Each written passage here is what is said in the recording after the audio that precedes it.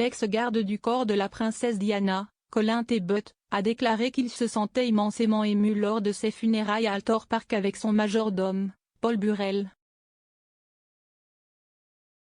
Colin Tebbutt a affirmé que les funérailles de la princesse Diana à Althorp Park avaient été suivies par des membres très proches de la famille et son majordome Paul Burrell. L'armée a construit un pont sur l'île pour transporter le cercueil et l'a enterré au centre du lac Ovale. S'adressant au documentaire de Channel 5, Secrets of Royal Palace, M. Tebbutt a déclaré que les funérailles familiales étaient immensément émouvantes et difficiles à accepter. La famille proche de Diana, son majordome Paul Burrell et Colin faisaient partie des rares invités exclusifs aux funérailles de l'île.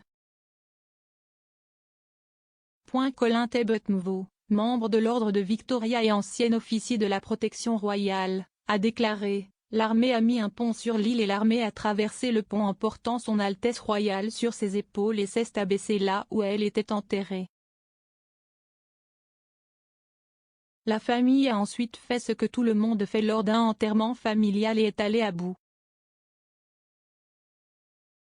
Je me suis reculé avec Paul, puis il y a eu des prières dites pour être inclus dans la maison, nous deux, avec ce tout dernier morceau d'enterrement du patron qui a été abaissé, et vous savez, je n'ai jamais vraiment greffé. Ça l'a toujours été, est-ce que ça m'est vraiment arrivé? Immensément émotif, immensément émotif.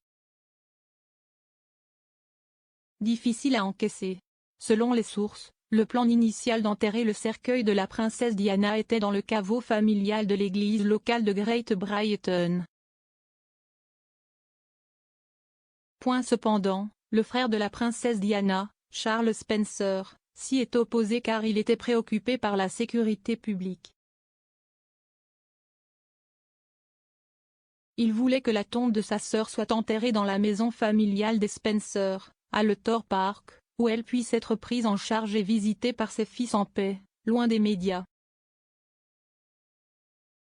Lors de l'interview avec le Northern Evening Telegraph et son journal Sir le Chronicle and Echo en 1998, Charles Spencer a parlé des plans d'enterrement de sa sœur. Il a déclaré « J'étais mal à l'aise avec l'idée de la crypte et un matin, je me suis réveillé et j'ai pensé nous allons l'enterrer sur le domaine. J'en ai parlé avec quelques autres personnes et nous sommes partis de là. La joie de cet endroit et sa beauté naturelle avec ses arbres et ses plantes. Nous faisons beaucoup de travaux d'aménagement paysager dans le parc et autour du temple et notre mémorial personnel à Diana transforme ce site. S'y est aussi approprié parce que l'eau était son élément, elle s'y est toujours sentie très à l'aise. L'île est connue pour avoir un temple simple qui a été amélioré en tant que mémorial permanent de Diane. La zone réelle du lieu de sépulture est connue sous le nom d'Ovale dans le jardin d'agrément du parc avec un arboretum contenant des arbres plantés par le prince William, le prince Harry et la princesse elle-même.